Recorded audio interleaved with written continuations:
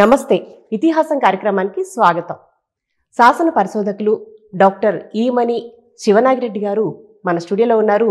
ఈరోజు ఇతిహాసంలో ఏ ఆలయ విశేషాల గురించి చెప్పబోతున్నారో సార్ని అడిగి తెలుసుకుందాం. నమస్తే సార్. నమస్కారం సార్. మా 6 టీవీ ప్రేక్షకులకి ఈరోజు ఏ ఆలయ సౌందర్యం గురించి అలాగే శిల్పాల గురించి వివరించబోతున్నారు చెప్తారా? అలాగమ్మా, నమస్కారం. మనకు హైదరాబాద్ పరిసరాల్లో అనేక చారిత్రక దేవాలయాలు ఉన్నాయి.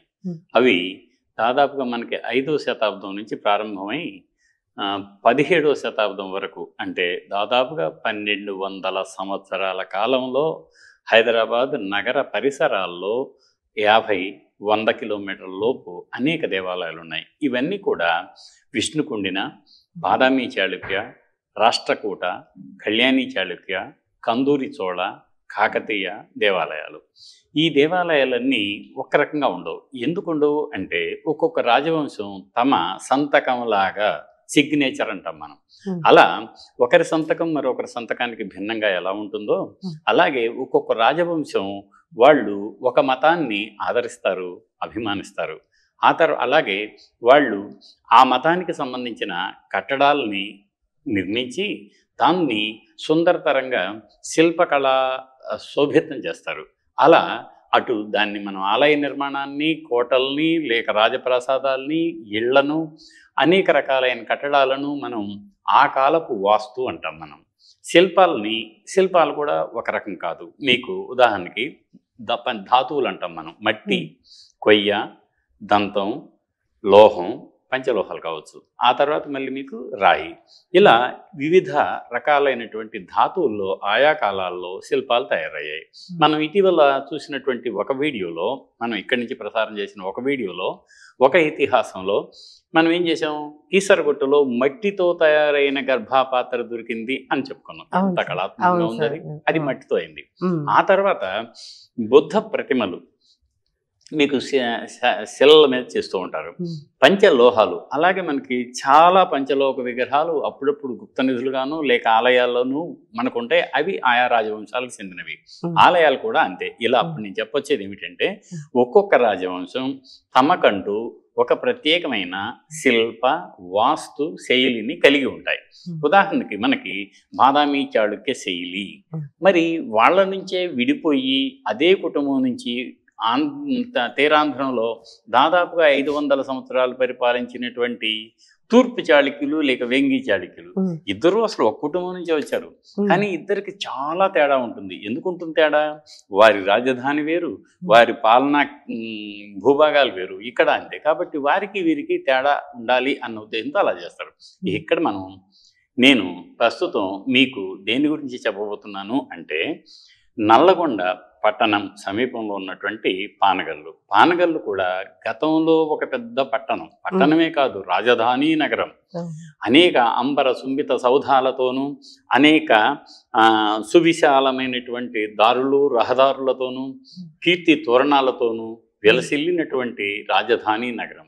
ఎవరి రాజధాని అంటే కందూరు చోళ్ళు అని ఒక రాజవంశానికి సంబంధించిన రాజధాని. ఎప్పటి నుంచి అప్పటి వరకు మీకు 11-12 శతాబ్దాలు, దాదాపుగా 200కు పైగా సంవత్సరాలు వాళ్ళు ముందు మహబూబ్ నగర్ జిల్లాలోని కందూరు, ఆ తర్వాత కోడూరు, ఆ తర్వాత పానగల్లు, ఇలా వాళ్ళు పరిపాలించారు. కాకతీయులకు సంబంధించిన వాళ్ళు కాదు. చిట్ట చివర రుద్రదేవుడు ఏదైతే 1000 స్తంభాల గుడి, వరంగా హనుమకొండలో ఉన్న 1000 స్తంభాల గుడిని 1166 సామాన్య శకంలో నిర్మించాడో ఆ 1000 స్తంభాల గుడి శాసనంలో ఆయన పేర్కొంటాడు, నేను కందూరు చోళను కూడా జయించాను అని. అప్పటి నుంచి లేదు ఇక రుద్రదేవుడి దగ్గర నుంచి కందూరు చోళ్ళు సామంతులు అయిపోయారు. వీళ్ళకి లొంగిపోయారు అనమాట. ఇక వాళ్ళు ఇండిపెండెంట్గా రూల్ చేయటం అనేది లేదు. కొద్దిగా పక్కన ఇంకా కొంత 1175 వరకు, ఆ తర్వాత కూడా కొద్దిగా రూల్ చేశారు. కానీ ఆ భూభాగం అంతా కూడా కాకతీయులకి అయింది. అంతకుముందు వాళ్ళు స్వతంత్ర సామంతులు అంటారు. అంటే ఏమిటి? పెద్దవారు ఉంటారు అక్కడ. కళ్యాణి చాళుక్యులేమో చక్రవర్తులు, కానీ వీరు ఈ స్థానిక పాలకులు స్వతంత్రతతో పరిపాలించేటువంటి వారు. వీళ్ళు ఏం చేశారు? పానగల్లో చాలా చోట్ల ఇచ్చారు. బిఎన్ శాస్త్రి గారు కందూరు చోళుల చరిత్ర, శాసనాలు అని ఒక అద్భుతమైన పుస్తకాన్ని తీసుకొచ్చారు ఆయన. అలాగే మీకు ఒక జి సత్యనారాయణ గారు అని ఆయన SV university Sri Venkateswara college అని ఉంది, అక్కడ ఆర్ట్స్ కాలేజ్ అంటారు తిరుపతిలో. ఆ కాలేజీలో ఆయన ప్రొఫెసర్గా పనిచేశారు డాక్టర్ జి సత్యనారాయణ గారు. ఆయన the art and architecture of the Cholas of Kanduru అని ఒక మంచి పుస్తకం రాశారు. ఆయన వాళ్ళ పరిపాలనా భూభాగం, తర్వాత ఒక్కొక్క రాజులు, ఆ రాజుల అనువంశిక వంశవృక్షం, దాని తర్వాత వారి పాలనా కాలంలో నిర్మించిన దేవాలయాలు, తవ్వించిన చెరువులు, చెక్కించిన శిల్పాలు, వేయించిన శాసనాలు, ఇలా ఆనాటి సంస్కృతి వైభవ ప్రభావాలకు ప్రతీకగా నిలిచే ఒక అద్భుతమైన పుస్తకాన్ని ఆయన మనకు అందించారు. దాంతోపాటు ఇంకా ఎం రాధాకృష్ణ శర్మ గారు అని ఆయన టెంపుల్స్ ఆఫ్ తెలంగాణ అనే ఒక పుస్తకం 1972లో రాశారు. ఆయన కూడా కందూరు చోళుల గురించి ప్రస్తావిస్తూ ఈ పాన్గల్ దేవాలయాల గురించి విడిగా రాశారు.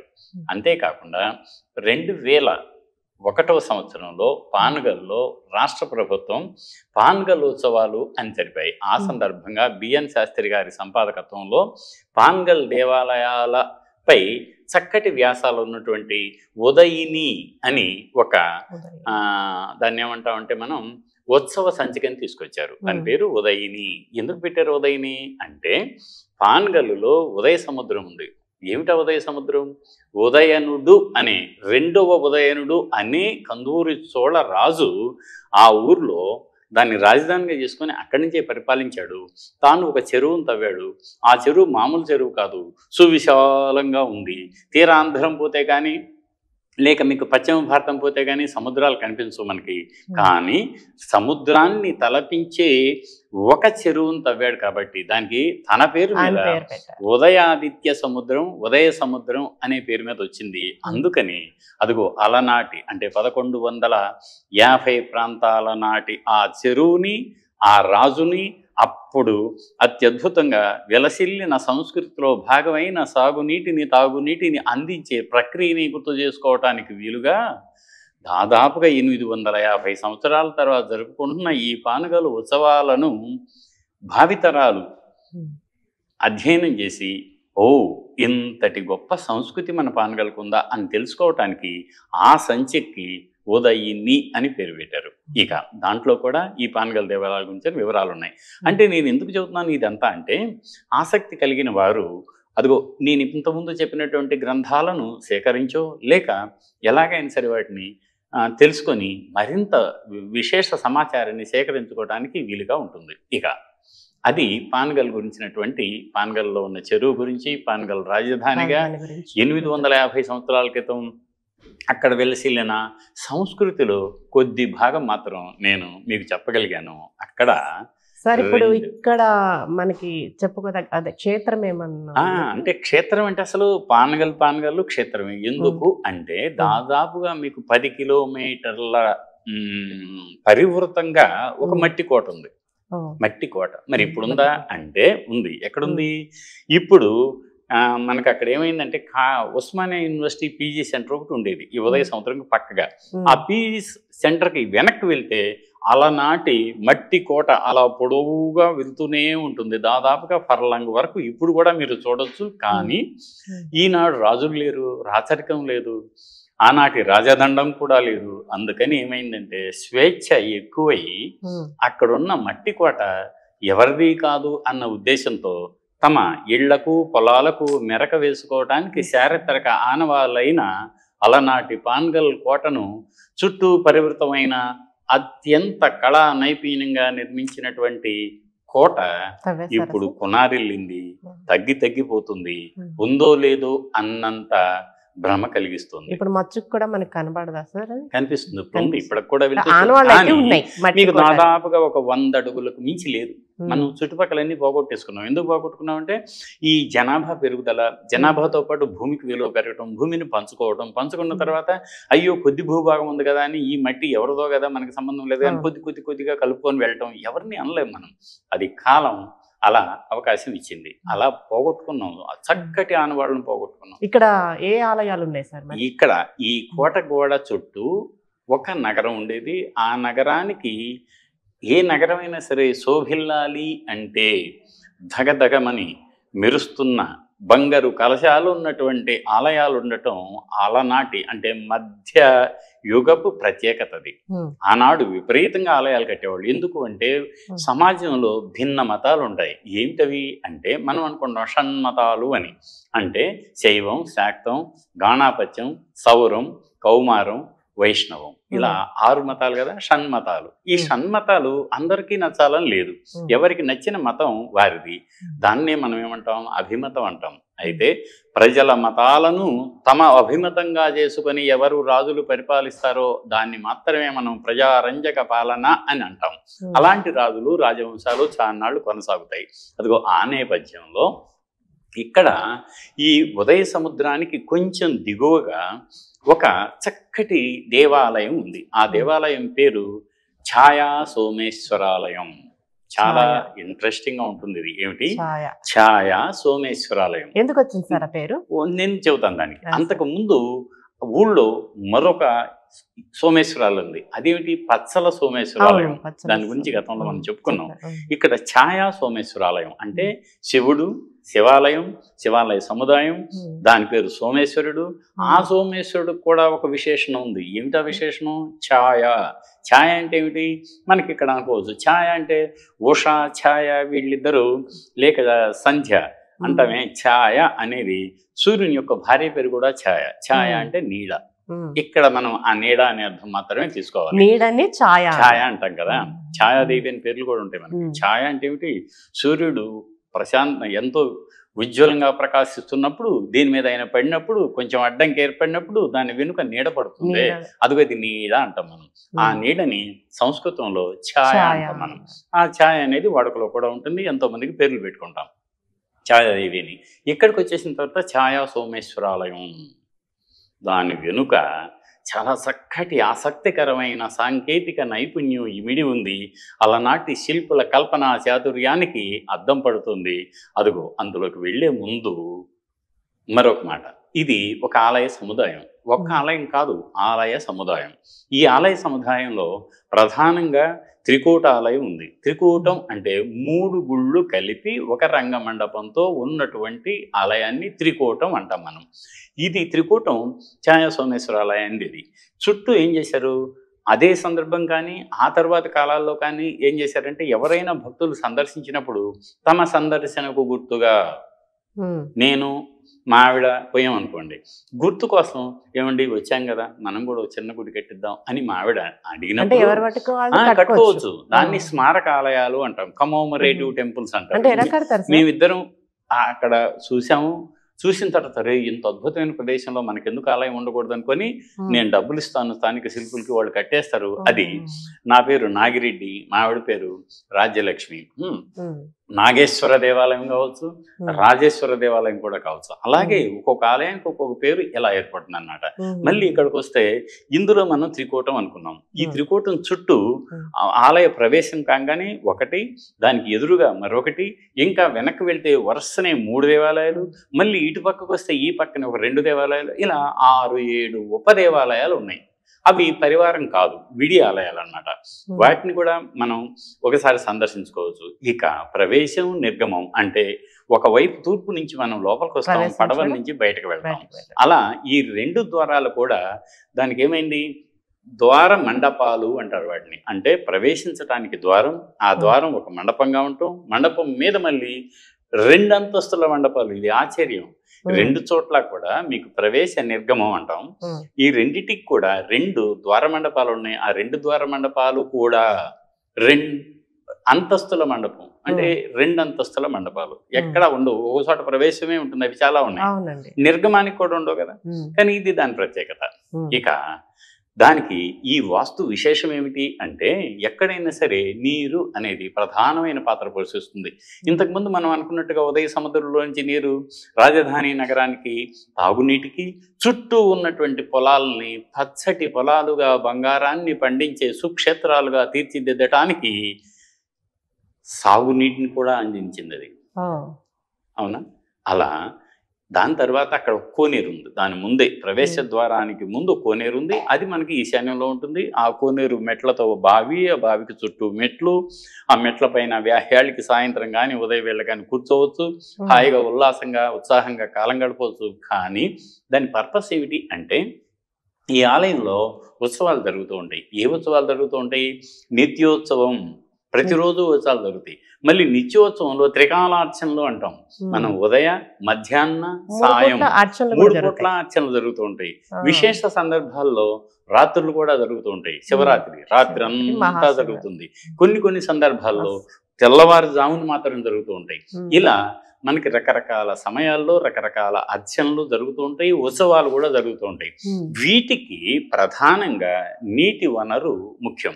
అదిగో అందులో నుంచి ఆ నీటిని తీసుకొచ్చి దేవునికి అర్ఘ్యం ఇవ్వటం, అర్చన చేయటం, వీటన్నిటికీ వాడుకునేవాళ్ళు వాటిని.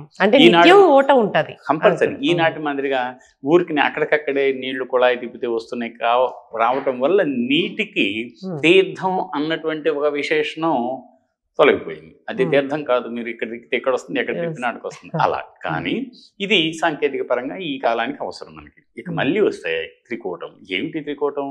ఇందాక మనం అనుకున్నట్టుగా దీంట్లో మనం ఆశ్చర్యం ఏమిటి అంటే, మనం ఇటు తూర్పు కదా, దక్షిణం నుంచి ఆలయంలోకి ప్రవేశిస్తాం.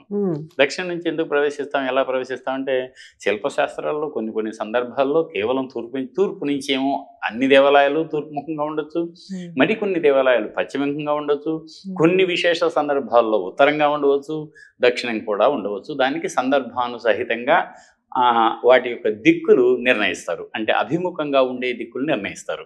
అలాగే శిల్పశాస్త్రకారులు ఆనాటి యజమానుల ఉద్దేశం ప్రకారంగా అలా నిర్మించారు. మనం లోపలికి వెళ్ళగానే మీకు కుడివైపున ఒక ఆలయం, ఎడం వైపున ఒక ఆలయం, ఎదురుగా ఒక ఆలయం, 3 ఆలయాలు ఉంటాయి. 3ని కలిపితేనే కదా త్రికూటం ఉంది మనం.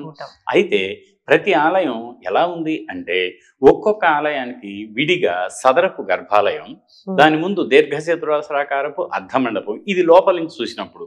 దాని లోపల మళ్ళీ మధ్యలో 4 మండప స్తంభాలతో రంగ మండపం, రంగశిల, పైనేమో చక్కటి కప్పు, ఇవన్నీ ఉంటాయి. ఇవన్నీ మనం ఆలోచించాలి. ఇక అక్కడికి వెళ్ళినప్పుడు భక్తి భావంతో మనం ముందు ఈ ఆలయానికి వెళ్ళేవాళ్ళు అసలు ఈ మిగతా 2 గోళ్ళను పక్కన పెట్టేస్తారు. పెట్టి అయ్యో ఛాయ పడుతుందంట కదా, ఎక్కడ, ఎలా పడుతుంది, ఎందుకు పడుతుంది, ఈ ఉత్సుకత, హ్యూమన్ ఇంట్రెస్ట్ అంటాం మనం. నాకు కూడా అంతే. అరే అదే ఎక్కడ ముందు అర్జెంటుగా చూడాలి. మనం హైదరాబాద్ నుంచి అక్కడికి వెళ్ళడానికి 2.5 గంటల, 6 గంటలు పోయి దాన్ని చూస్తే బాగుండు అన్నటువంటి ఉత్సుకత మనుషుల్లో ఉండటం సహజం. ఇక అక్కడికి వెళ్ళిన తర్వాత వెంటనే వెళ్ళంగానే ఎవరో ఒకళ్ళు అడుగుతారు, ఏమండి ఇక్కడ ఛాయ పడుతుందంట కదా, ఎక్కడ పడుతుంది, ఇదేనమ్మా. ఇక అందరూ అటే లైన్ కట్టేస్తారు. మిగతా 2 దేవాలయాలను చూడరు. మిగతా 2 దేవాలయాలు ఏంటి, ఎదురుగా ఒక దేవాలయం ఉంది ప్రధానం, ఈ 2 చెరువు పక్క మీకు 2 దేవాలయాలు ఉంటాయి. అయితే ఈ ఎడం వైపున ఉన్నటువంటి దేవాలయంలో మాత్రమే ఈ ఛాయ పడుతుంది.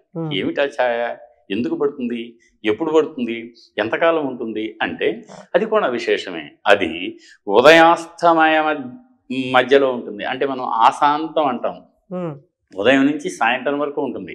కొంతమంది అస్తమానము అంటారు. అస్తమానం అనే మాట, అస్తమానం నీకు చెప్పలేక వస్తున్నా అంటారు నేను అని తిడతాం మనం. అంటే దాని అర్థం ఏమిటి, ఉదయం నుంచి సాయంత్రం వరకు కూడా నేను నీకు చెప్పలేక వస్తున్నాను అని అర్థం. అలా అస్తమించే వరకు ఉన్న కాలం మొత్తం ఉదయం నుంచి సాయంత్రం వరకు ఆ నీడ అలా పడుతూనే ఉంటుంది. సూర్యుడు ఒకవైపు నుంచి ఇంకొక వైపు తిరిగినప్పుడు ఇది చాలా చక్కటి ప్రశ్న వేశారు మీరు. మనం ఈ గమనంలో ఉదయం సూర్యుడు ఉదయిస్తాడు తూర్పు నుంచి అలా మధ్యాహ్నానికి ప్రచండ భానుడై మిట్ట మధ్యాహ్నంలో సెంటర్లో ఉంటాడు. మళ్ళీ సాయంకాలం అయ్యే కొందికి కాలగమనంలో సంధ్యాద్రిని ఉండి ఆయన అస్తమిస్తాడు. అప్పుడు మరి నీడ చేంజ్ అవ్వాలి కదా. ఈ నీడ ఆ నీడ కాదు. ఎందుకు, ఇది బయట ఆలయానికి బయట అయితే మీరు అన్నట్టుగానే నీడ అటు నుంచి ఇటు నుంచి మారుతుంది. కానీ ఇక్కడ అలా కాదు. మీకు ఆలయంలో ఇది నిరంతరం పడుతుంది. ఎందుకు పడుతుంది అనేదే ఆనాటి వాస్తుశిల్పుల అత్యంత ప్రతిభావంతమైన నైపుణ్యానికి ఒక చక్కటి నిదర్శనం. వాళ్ళు కూడా చాలా ఆలయాలు కట్టారు అప్పటి వరకు. కానీ రోజు ఇదేనా, అరే ఈ ఆలయం అక్కడ కూడా ఉంది కదా, అక్కడ కూడా ఉంది కదా, ఏమిటి దీని ప్రత్యేకత అనుకోవటానికి వీళ్ళల్లో వీళ్ళు ఏం చేస్తారంటే శిల్పులకు మాచర్లలో ఉన్న ఒక శాసనం క్రీస్తు శకం 1111 సంవత్సరం నాటి ఆదిత్య శాసనం అని ఒకటి ఉంటుంది. నాగస్తంభ శాసనం అంటారు. మాచర్ల చెన్నకేశ్వర దేవాలయంలో ఉంది. దాంట్లో ఏముంది, చతుర్విధ ప్రాసాద ప్రయోగోపజీవంతి. ఈ శిల్పులంట 4 రకాల ప్రాసాదాల్లోనూ లింగాలు, కొత్త రకంగా లింగాలను చెక్కడంలోనూ ప్రయోగశాలలు ఉందంట వాళ్ళకి. ప్రయోగోపశీలురు, డెవలప్మెంట్. ఎంత గొప్ప విషయం అంటే నేను అనేది ఇలా అన్ని ప్రాంతాల్లోనూ అన్ని దేశాల్లోనూ ఉంది, మనకు ఒక్కళ్ళకని కాదు. కానీ అది ఇక్కడ నిబిడీకృతమై ఉందే, దానికోసంగా దీనికి ఇక్కడికి వస్తారు, అడుగుతారు, ఉత్సాహంగా ఉంటారు. అయితే ఇది ఎలా పడుతుంది అంటానికి చాలా ఆసక్తికరమైనటువంటి ప్రశ్న. చాలామంది చాలా చోట్ల కట్టారు, కానీ ఇక్కడికి వచ్చిన తర్వాత శిల్పి ఏం చేశాడు అంటే 3 పక్కల ఆలయాలు నిర్మించారు. ఒక చోట నుంచి ప్రవేశ ద్వారం ఉంది, చుట్టూ మళ్ళీ మీకు మొత్తం ఈ మండపం ఏదైనా సరే రంగమండపానికి దాదాపుగా కేవలం 16 స్తంభాలు ఉంటాయి. ఆ తర్వాత విస్తరించినప్పుడు ఇంకా స్తంభాల సంఖ్య పెరుగుతుంది. కానీ ఇక్కడ కూడా యథావిధిగా మిగతా ఆలయాల మాదిరి, తిరుకోటాల మాదిరిగానే 16 స్తంభాలు ఉన్నాయి. కానీ ఈయన ఏం చేశాడు, ఈ శిల్పి, మీకు చుట్టూ ఉండే స్తంభాలు మామూలే. అయితే ఇప్పుడు ఇక్కడ నేను చెబుతున్నానండి, ఏ ఎడం వైపు ఆలయం ఉందో ఆ ఆలయంలో లింగం చాలా లోతుకుంటుంది అన్నమాట. దాదాపుగా కనిపించదు. మీరు ఇలా చూస్తే కిందకి ఎక్కడో ఉంటుంది అది. కానీ దాని మీదగా స్తంభం పడుతుంది పై వరకు. దాన్ని ఛాయ అంటాం. ఎంత ఉంటుంది, దాదాపుగా ఒక అడుగు వరకు, అడుగు విశాలంగా మొత్తం గోడంతా ఉంటుంది, కింద నుంచి పై వరకు ఉంటుంది. ఇది ఎక్కడి నుంచి వస్తుంది అని ప్రయోగాలు చేస్తే ఎదురుగా మీకు ఆపోజిట్ సైడ్లో ఎదురుగా ఉండేటువంటి 2 కాణాలు ఉంటాయి కదా గుడికి పక్కనే. అంటే ఈ రైట్ సైడ్ గుడి ఉందే, రైట్ సైడ్ గుడికి ఈ పక్క ఆ పక్క నుంచి వెలుతురు వస్తుంది. మరి ఈ వెలుతురు నుంచి కదా ఇది ఏర్పడాలి, అలా ఎలా ఏర్పడుతుంది అని ఈ 2 వెలుతురుని మేము మూసాం ఒకసారి. ఎందుకైనా మంచిదని చూద్దాం అసలు ఇది ఏమిటి టెక్నిక్ అని మేము 2 పెద్ద బట్టలు తీసుకొచ్చేసి అక్కడ ఇక్కడ మూసేసాం కంప్లీట్. అసలు మీకు అక్కడ ఛాయ లేదు, న్యాచురల్ కదా అది. ఫిజికల్ ఏదైనా సరే భౌతికంగానే ఆలోచించాలి. దీంట్లో మాయ లేదు, మర్మం లేదు, కేవలం సాంకేతికత, నైపుణ్యత, ఇవి 2. వాటి 2 మేళవింపే.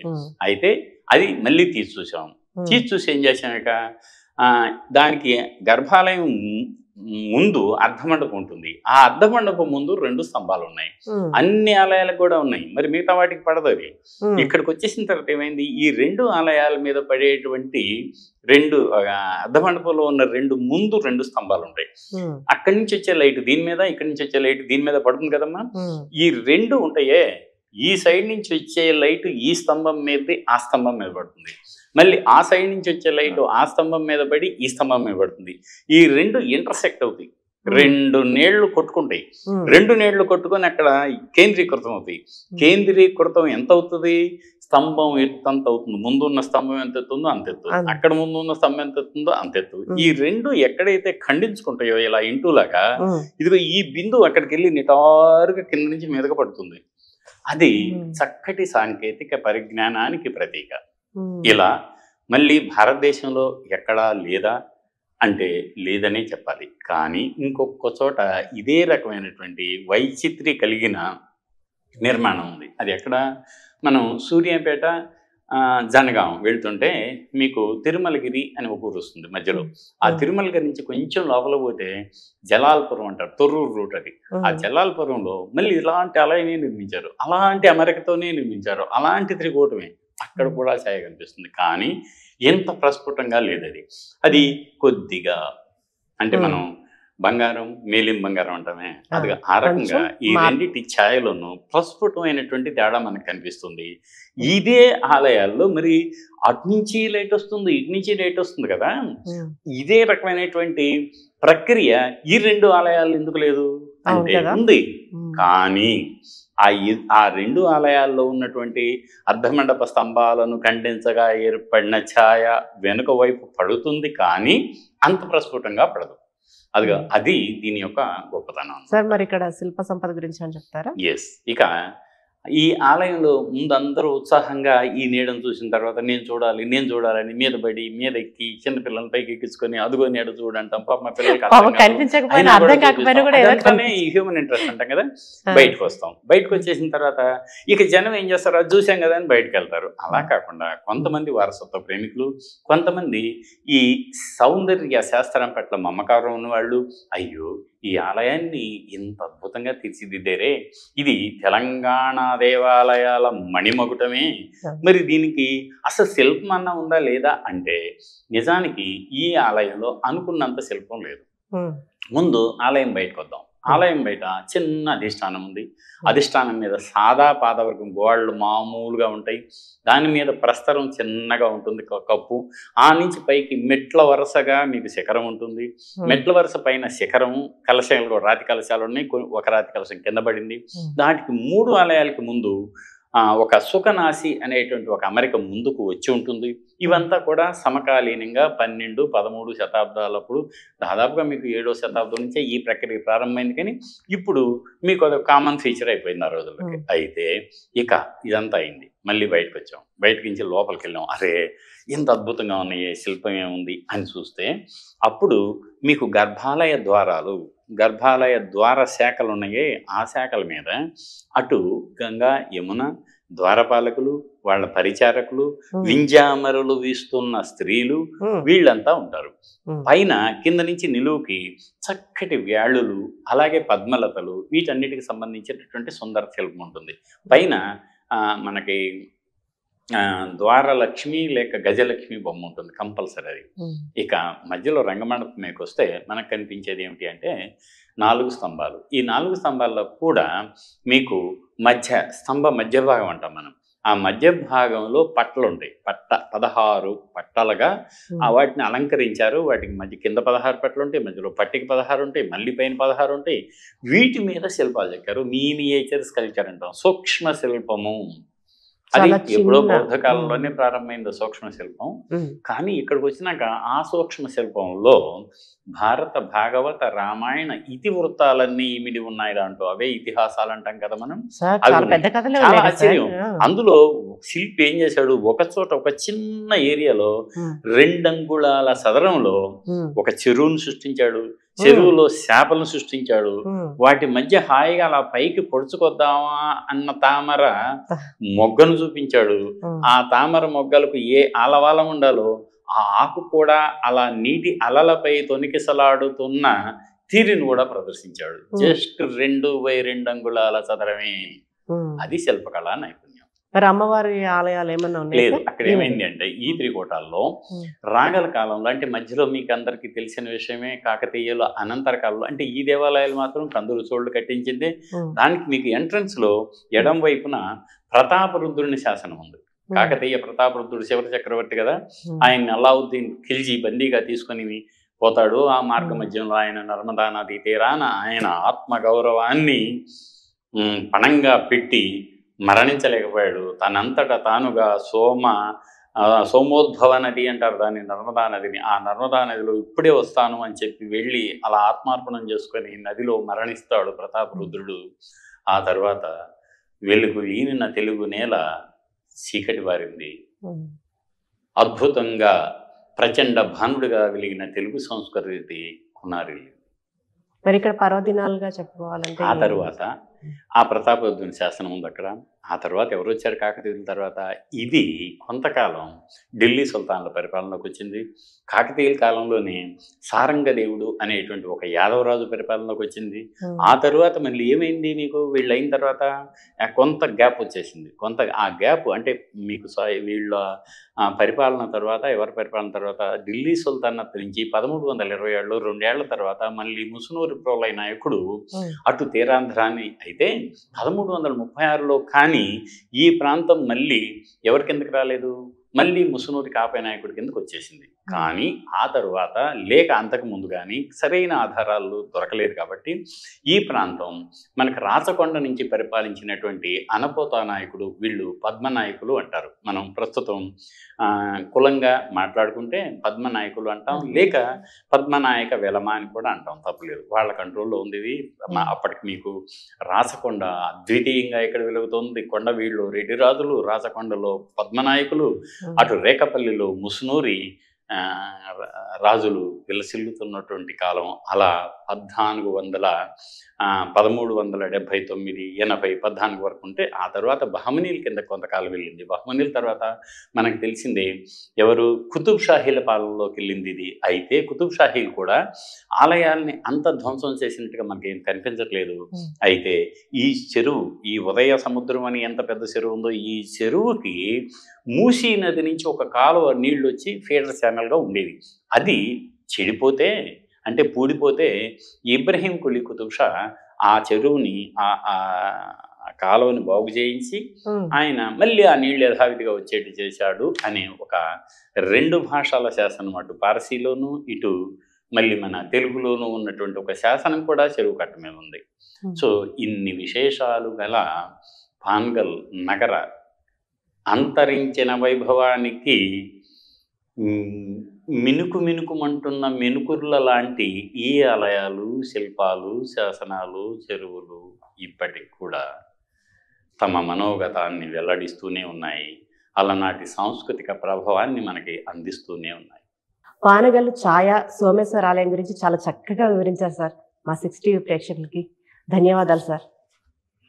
ధన్యవాదాలు. మీరు కూడా ఆ ఆలయాన్ని చూసి ఈయన చెప్పిన దాంట్లో ఎంత నిజం ఉంది అని తెలుసుకుంటారు. ఇదండి ఇతిహాసంలో ఛాయ సోమేశ్వర ఆలయం గురించి విశేషాలు, చాలా చక్కటి వివరాలు తెలుసుకున్నాం కదా. ఇది ఇవాల్టి కార్యక్రమం. నమస్తే.